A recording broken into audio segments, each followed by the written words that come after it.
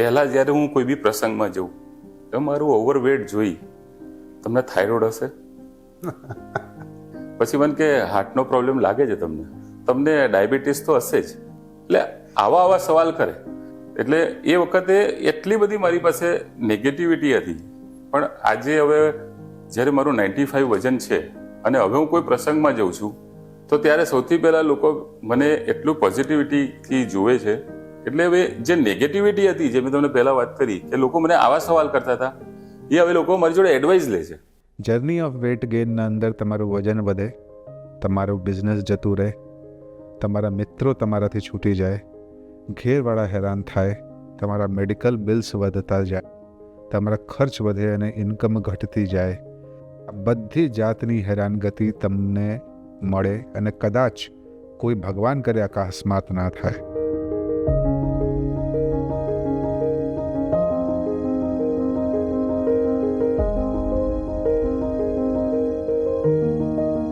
નમસ્કાર મિત્રો, હું ડૉક્ટર મનીષ ખેતાન અને મારા સાથે છે આજે શ્યામલભાઈ દેસાઈ. આ એક કાર્યક્રમ આપને જુદું રૂપે આપ્યું છે. આજકાલ સમાજમાં હું ઘણું બધું જોઉં છું.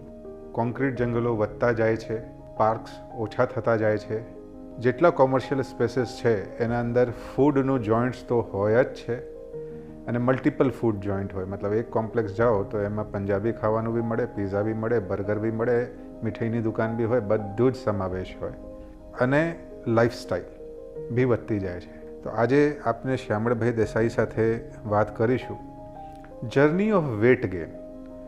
વેટ લોસની જર્ની તો ઘણા બધા લોકો વાત કરે છે અને ગૂગલ્સ ઉપર મેં જોઉં છું બહુ બધા લાઇક પણ મળે છે. બહુ બધા બહુ શાંતિથી જુએ છે કે અચ્છા એમને 14 કિલો લોસ કર્યો. અત્યારે આપણે કોઈ એક્ટરે 55 કિલો લોસ કર્યો તો એમનો બી બહુ ચર્ચામાં છે કે એમને લોસ કર્યું અને બધા એ તરફ દોડે છે કે આપણે એવું કરવું છે. પર આજે આપનું ઉંમર 51 વર્ષ છે. આજે આપનું વજન કેટલું છે? આજે મારું વજન 95 કિલો છે. અને જ્યાં સુધી મને ખ્યાલ છે કે તમે આજથી કરીબ 4-5 વર્ષ પહેલાં 175 કિલો જેટલું વજન તમે ધરાવતા હતા. એ વાત સાચી છે? હા, 175 કિલો વજન મારું હતું. તો 175 કિલો પહેલાં તમને તમારું વજન નોર્મલ લોવેસ્ટ તમને કેટલું ખ્યાલ છે? એ 2017-18માં મારું વજન 85 કિલો સમથિંગ હતું. પછી 2018 પછી મારું વજન પછી આ વધતું મારું 175 કિલો થઈ ગયું. એ વખતે મને જ્યાં સુધી સમજણ પડે છે કે 2-4-5 વર્ષના ગાળામાં તમારું ખાસું વજન વધ્યું. એ પ્રોસેસમાં ખરેખર તમને ખ્યાલ તો આવ્યો જ હશે કે મારું વજન વધી રહ્યું છે અત્યારે? હા, ડે બાય ડે જે રીતે મારી સમસ્યાઓ વધતી ગઈ અને જે રીતે મારું વજન વધતું ગયું ત્યારે જ મને ધીરે ધીરે ખબર પડી કે હવે આ વજન વધે છે. એટલે ઘણા એના ચાન્સીસ રહ્યા કે મેં એને કંટ્રોલ કરવાના. જે વધારો થયો ને એની અંદર બને ત્યાં સુધી બધા ટ્રાય કર્યા સર, પણ એ કંટ્રોલ ના થયું. જ્યાં સુધી મને ખ્યાલ છે કે તમે એક બિઝનેસમેન છો, તો તમને એવું લાગતું હતું કે તમારા બિઝનેસના અંદર બી આ વજનના હિસાબે જે સફળતા તમે મેળવી શકો છો તમારી પોતાની કેપેબિલિટીઝના હિસાબે એ સફળતામાં થોડું કચાશ રહી ગયું જસ્ટ કે વજન બહુ વધતું? 100%. આમાં જ્યારે પણ મારું વજન વધ્યું તો જે ડે બાય ડે સમસ્યાઓ રૂટીન વર્કની છે એની અંદર ક્યાં ને ક્યાં મને પોતાને જ ખબર ના પડી કે હું આળસ કરવા માંડ્યો. સપોઝ કે મારું પોતાનું બિઝનેસ છે ટ્રેડિંગનું, મારે બધા ઇન્ડસ્ટ્રીયલ એરિયામાં ફરવું પડે. હવે ઇન્ડસ્ટ્રીયલ એરિયા પ્રોપર હું જે એરિયામાંથી રહું છું ત્યાંથી લગભગ 25 કિલોમીટર દૂર છે. સાચી વાત. તો એ ક્લાયન્ટ્સ બધા જ ને હું ડે બાય ડે ટચમાં ના રહી શક્યો. એટલે ક્લાયન્ટને પછી શું થઈ ગયું કે ભાઈ હું એને ટચમાં ના રહી શકું, હું એને સર્વિસ ના આપી શક્યો. તો આફ્ટરઓલ એ મારું ઇકોનોમિકલ નુકસાન થયું. એ નુકસાન મને ક્યારે ખબર પડી કે જ્યારે આ એક એક્સ્ટ્રીમ સ્ટેજ ઉપર મારું વેટ થઈ ગયું અને મારામાં પોતાનામાં જ ઓબેસિટી વધી ગઈ કે હવે હું સોશિયલી લાઈફ મારી જે હતી, જે મારું આ ઇકોનોમિકલ જે મારું બિઝનેસની લાઈફ હતી, જે મારું ફ્રેન્ડ સર્કલની લાઈફ હતી, એ બધી જ હું ખોઈ ચૂક્યો હતો. ત્યારે મારે નક્કી કરવામાં આવ્યું કે હવે મારે આના માટે કંઈક કરવું પડશે. જ્યાં સુધી મને જાણકારી છે કે તમારી વાઈફ અને એક સન છે તમારી ફેમિલીમાં, તો એ લોકોના ઉપર તમારું વજનના હિસાબે શું પ્રભાવ પડતો હતો? એ લોકો એ વસ્તુને લઈને હેરાન થતા હતા કે એ લોકોને બહુ ઇફેક્ટ નહોતો થતો? મારું જ્યારે 120 અબાઉ વજન જ્યારે થયું 85થી, ત્યાર પછી મને મેક્સિમમ એસિડિટીના પ્રોબ્લેમ્સ ચાલુ થયા. મારી લાઈફની અંદર મારો વાઈફ અને મારા સન જ છે, તો વાઈફને લઈને પણ મારે ઘણી વખત કમ્પ્લેન કરવી પડે કે મને હવે છાતીમાં દુખે છે. તો અમે ઘણી વખત નજીકના હોસ્પિટલમાં જઈને ECG પણ કઢાયા છે, અને ECG કઢાયો પણ વસ્તુ નોર્મલ જ હોય, પણ આ શરીર વધવાના લીધે જે ગેસ્ટ્રિક પ્રોબ્લેમ્સ થાય એના લીધે હું ઘણી વખત આ હેરાન થયો છું. અને જનરલ ફિઝિશિયનને ત્યાંથી હું ગેસ્ટ્રિકની દવાઓ જ રાખું મારી જોડે, કારણ કે મારું બિઝનેસના લીધે ઘણીવાર બહાર જવાનું હોય, એટલે હેરાનગતિ તો કેવું કે ઘરવાળા તો આ રાતના 2 વાગે બી આપણે દોડીએ અને ECG કઢાવીએ તો એટલો એને કેટલું ટેન્શન થાય. એટલે તમે જે કહેતો કહો એટલે આટલી જ હેરાનગતિ હતી. બહુ સાચી વાત કીધી તમે સાહેબ. મતલબ મને પોતાનો ખ્યાલ જ્યાં આવે છે, હું ઘણા બધા લોકોના સમાજમાં મળતો હોઉં છું. તમને આવું ફેસ કરવું પડતું હતું કે કોઈ બી જગ્યાએ જાઓ તો 4 માણસો આપણે એડવાઇસ ન લેવા માંગતા હોઈએ તો જ આવે કે તમે આ કરી લો એમ કરીને એડવાઇસ આપે કે ભાઈ વજન ઓછું કરવા માટે, અને આપણને ગમતું ના હોય એ વસ્તુ? પહેલાં જ્યારે હું કોઈ બી પ્રસંગમાં જઉં કે ફ્રેન્ડ્સને મળું કે કોઈ રિલેટિવ્સને મળું તો મારું ઓવરવેટ જોઈ અને પહેલાં લોકો મને સવાલ કરે, તમને થાઇરોઇડ હશે? પછી હું એમ કહું કે ના, મને થાઇરોઇડ નથી. પછી મને કે હાર્ટનો પ્રોબ્લેમ લાગે છે તમને? એટલે હું કહું ના, મને હાર્ટનો પ્રોબ્લેમ પણ નથી. પછી મને કહે તો તમને ડાયાબિટીસ તો હશે જ? મેં કીધું ના, મને ડાયાબિટીસ પણ નથી. પછી કે તો ઘૂંટણમાં પ્રોબ્લેમ છે? એટલે આવા સવાલ કરે. એટલે એ વખતે એટલી બધી મારી પાસે નેગેટિવિટી હતી. પણ આજે હવે જ્યારે મારું 95 વજન છે અને હવે હું કોઈ પ્રસંગમાં જાઉં છું કે કોઈ ફ્રેન્ડ સર્કલને મળું છું કે કોઈ રિલેટિવ્સને મળું છું, તો ત્યારે સૌથી પહેલાં લોકો મને એટલું પોઝિટિવિટીથી જુએ છે અને એ લોકો મને પૂછે છે કે હવે તું બધું જ ખાઈ શકે છે? તારું? એ લોકોને કહું હું બધું જ ખાઈ શકું છું. ત્યારે એ લોકો મને એટલું એપ્રિશિએટ કરે છે. એટલે હવે જે નેગેટિવિટી હતી, જે મેં તમને પહેલાં વાત કરી કે લોકો મને આવા સવાલ કરતા હતા, એ હવે લોકો મારી જોડે એડવાઇસ લે છે કે આમાં આપણે શું કરવું જોઈએ કે તમે આ કર્યું. એટલે ચેન્જ ઓફ ધ લાઈફમાં આ જ વસ્તુ છે સાહેબ. લોકોનો વિચારો તમારા પ્રતિ ચેન્જ થઈ ગયા. તમે ચેન્જ નથી થયા, તમે તો ખાલી વજન ઓછું કર્યું. એમાં લોકોના વિચારો એક વ્યક્તિ વિશેષના પ્રેમ નહીં કરીને એ લોકો એના વજનના પ્રેમ કરતા હતા, એના પ્રતિ જે ના જોઈએ એવા એડવાઇસ આપતા હતા. અને આજે આપણે નોર્મલ થઈ ગયા છે તો એ જ માણસ હવે વ્યક્તિ વિશેષને પ્રેમ કરવા માંડ્યા. હા, એક સમાજની ધારણા છે જેનાથી ઘણા બધા લોકો મને લાગે છે હેરાન થતા હોય છે. આ જે વજન છે, તમને આ વજનની જર્નીમાં આપણે એક બિઝનેસ કરીએ, છોકરો હોઈએ, છોકરાના સેટલમેન્ટનું બી વિચારીએ, વાઈફ પણ હેપ્પી હોય, એ લોકોની હેપ્પીનેસ મેં જોયું છે ઘણી બધી તો આપણી હેપ્પીનેસમાં હોય. પછી એ લોકોના ફરાવા લઈ જઈએ કે કોઈ બહાર ગામ લઈ જઈએ, તો એ નોર્મલ હેપ્પી ફેમિલી જેને કહેવાય, એ હેપ્પીનેસમાં બી તમારા વજનના લીધે કોઈ તકલીફ હતી કે બિલકુલ નથી? ઓવરવેટના લીધે તો બટ ઓબ્વિયસ છે કે આજે સમજો કે આપણે કોઈ બી હિલ સ્ટેશન પર જઈએ તો ફેમિલીને લઈને જઈએ તો પોતે તો હોટલમાં જ બેસી રહું, કારણ કે હિલ સ્ટેશન ઉપર નોર્મલી વોક કરીને ફરવાનું હોય, આ કરવાનું હોય. તો જ્યારે હું ઓવરવેટ હતો તો એટલું તો ચાલી જ નહોતો શકતો. એટલે જે ફેમિલીવાળું, મારી ફેમિલીમાં અમે 3 જણા છે. વધારો કે એમની જોડે કોઈ બી જગ્યા ઉપર જવું તો એ 2 જણા શું ફરે? એટલે એની અંદર હેપીનેસ હતી જ નહીં સર. આપના વજનના લીધે અમે એક તો રેબાતા હોઈએ, અને સામાજિક દૃષ્ટિકોણમાં જે રીતે તમે કહો છો કે બધા તમને સલાહ આપતા હતા, ત્યારે તમને ખરેખર એવું લાગ્યું કે કોઈ માણસ સાચી રીતે તમને મદદ કરવા રૂપે કે ભાઈ આપને બિઝનેસમાં થોડું નુકસાન છે, ચલો હું મદદ કરી દઉં, તમારી ફેમિલીમાં થોડા પ્રોબ્લેમ છે, ચલો હું તમને હેલ્પ કરી દઉં, તમારી હેલ્થમાં ચલો હું સાથે ચાલું, તમને ચલાવવા લઈ જાઉં. તમને લાગે છે કે સામાજિક દૃષ્ટિકોણમાં સમાજ એવું હેલ્પ તમને મળતું હતું? આશ્વાસન મળે લોકોને કે તમારે કરવું જોઈએ કે આ કરવું જોઈએ, બાકી કોઈ એવી હેલ્પ કે કોઈ મદદ તો મળી નથી. જે હાથ પકડવાની વાત કરીએ છીએ કે હાથ પકડીને, એ તો પરિવારની અંદરથી જ આપણને મળે. અને એમાં હું તમને સાચું કહું તો મારા વાઈફે મને જેટલો સપોર્ટ કર્યો કે મારા સને મને જેટલો સપોર્ટ કર્યો, એના સિવાય સપોર્ટ તો વધારે ક્યાંય નથી મળ્યો. મારા વાઈફે અથાગ પ્રયત્નો કર્યા મારી જોડે.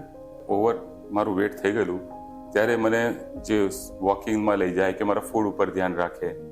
જ્યારે મેં તમને કીધું એ રીતે કે ભાઈ મારા હેલ્થ ઇસ્યુ જે બનતા હતા, આ એસિડિટીના કે આ છે, તો એના રેગ્યુલર અમે ટેસ્ટ પણ કરાવવા માંડેલા કે ભાઈ હવે આનાથી કંઈક વધે નહીં.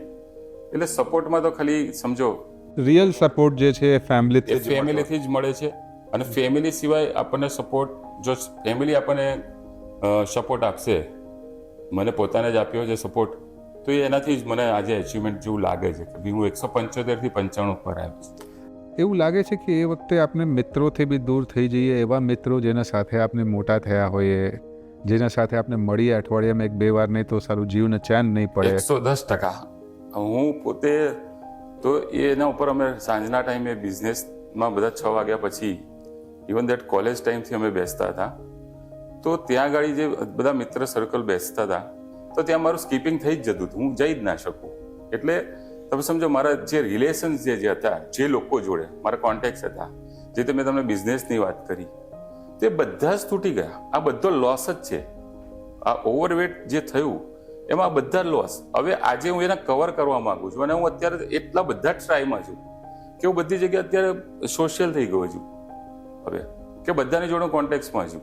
મતલબ રિલેશન બી તમે જીતી ગયા, હવે બિઝનેસ બી પાછો આવી ગયો, ફેમિલી બી હેપી થઈ ગયું, તમે બી હેપી. તમને એવું લાગતું હતું કે જ્યારે વજન વધવાનું પ્રોસેસના અંદર કઈ મિસ્ટેક્સ યુઝ્યુઅલી લોકો કરતા હોય છે જેનું ધ્યાન લોકોને રાખવું જોઈએ? તમે એક મેસેજ આપી શકો કે એટલીસ્ટ અમુક વસ્તુઓ ના કરો, કેમ કે જ્યાં સુધી મને ખ્યાલ છે કે અત્યારે તમે ખાવા પીવા પર ખાસું કંટ્રોલ રાખ્યો છે, તો મને ખાલી એટલું એક મેસેજ તમે એક જનરલ પબ્લિક માટે કે શું મિસ્ટેક્સ લોકો કરે છે જેનું ધ્યાન રાખે તો વજન વધે જ નહીં, કે વધતા વજનને અટકાવી શકાય? વધતા વજનને અટકાવવા માટે તો સૌથી પહેલાં તો કોઈ બી વસ્તુ આપણે શીખવી હોય, કરવી હોય, કાં તો એચિવમેન્ટ કરવું હોય, તો એના માટે પહેલાં જ વસ્તુ છે નિયમિતતા.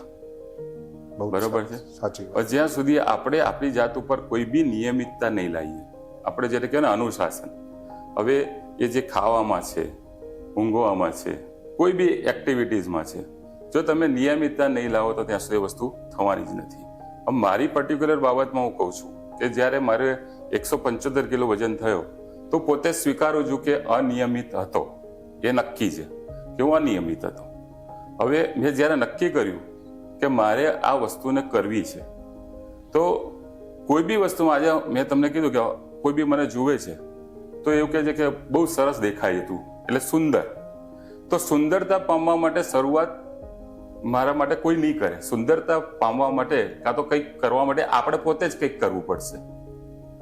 એટલે એના માટે સૌથી પહેલાં કીધું કે નિયમિતતા, તમારા ફૂડ ઉપર તમે ધ્યાન રાખો, તમે થોડું કસરત કરો.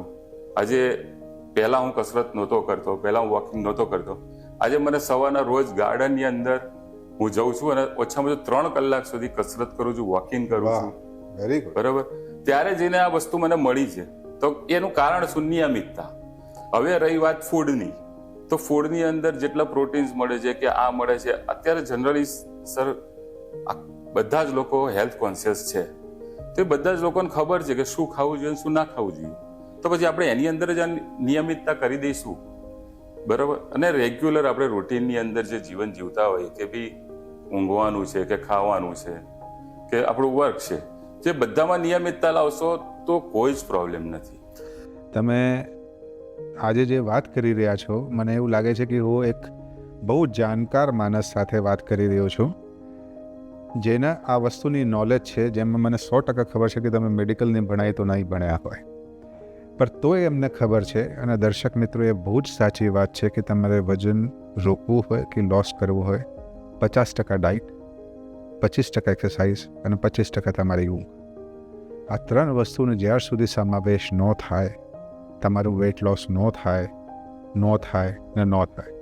આ 3 વસ્તુના ઉપયોગ કરીને, ઘણી બધી વસ્તુને હેલ્પ લઈને, આજે અમારા સામે સાક્ષાત એક એક્ઝામ્પલ છે જેમને 80 થી 85 કિલોનું વેઇટ લોસ કર્યું છે, which is not otherwise possible.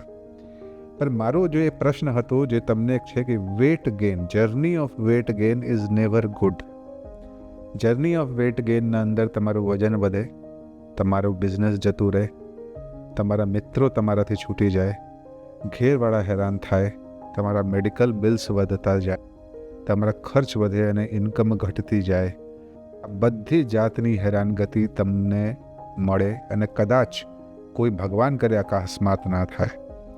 Covid વખતે તમને આ વેટને લઈને એક ભીખ મગજમાં હતી કે કદાચ મને કોવિડ થઈ જશે તો શું થશે, 100% કોવિડ વખતે મને એવું હતું, એક તો મારું ઓવરવેટ, અને કોવિડ વખતે હું એટલો ડરેલો હતો કે મને પોતાને ખબર છે કે હું ઘરની બહાર જ નથી નીકળ્યો. હવે એ ઘરની બહાર નથી નીકળ્યો એના લીધે હું ડરેલો તો હતો જ, પણ એ ઘરની બહાર ન નીકળ્યો મેં કોવિડ મને થયો પણ નથી. તો કોવિડ વખતે પણ મારું વેટ જે હતું એના કરતાં પણ ઓવરવેટ થઈ ગયું.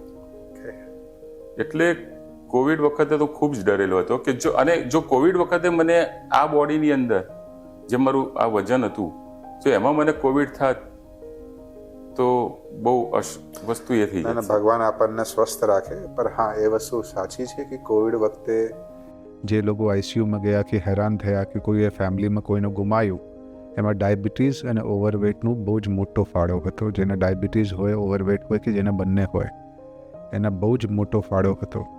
તો તમે કોઈ દર્શક મિત્રોને એક લાસ્ટ મેસેજ આપવા માંગતા હો તો?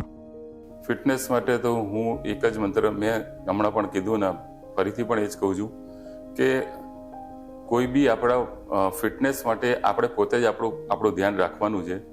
અને નિયમિત રીતે જો આપણે જીવનશૈલી જીવીએ તો કોઈ સમસ્યા આપણા જીવનમાં થતી નથી. અનિયમિતતા જ કોઈ બી વસ્તુનું કારણ હોય છે. કહેવાનો મતલબ કે નિયમથી આપણે જો દરેક વસ્તુ કરીશું તો આપણા શરીરમાં કોઈ તકલીફ થતી નથી. બહુ ખૂબ સુંદર વિચાર સાંભળ્યા અમે આજે, અને એના સાથે હું ડૉક્ટર મનીષ ખેતાન તમારી વિદાય લઉં છું. અને મારું એક લાસ્ટ મેસેજ છે, સાહેબે બહુ જ સાચું કીધું, નિયમ. અને નિયમ એ જ જે તમે પાડી શકો. તમે કસરત અડધો કલાક કરી શકો તો અડધો કલાક જ કરો, પણ રોજ કરો. આજે 3 કલાક કરો, કાલે અડધો કલાક કરો, પરમ દિવસે ના કરો, આવું ના કરતા. જે કરો એ પાડી શકો અને નિયમિત બનો. એ બહુ જ ઇમ્પોર્ટન્ટ છે, ખાલી હેલ્થ મેન્ટેન કરવા માટે નહીં. જીવનમાં સક્સેસનું મૂળ કારણ નિયમિતતા છે. એના સાથે દર્શક મિત્રો તમને વિદાય લઉં છું. ખૂબ ખૂબ નમસ્કાર.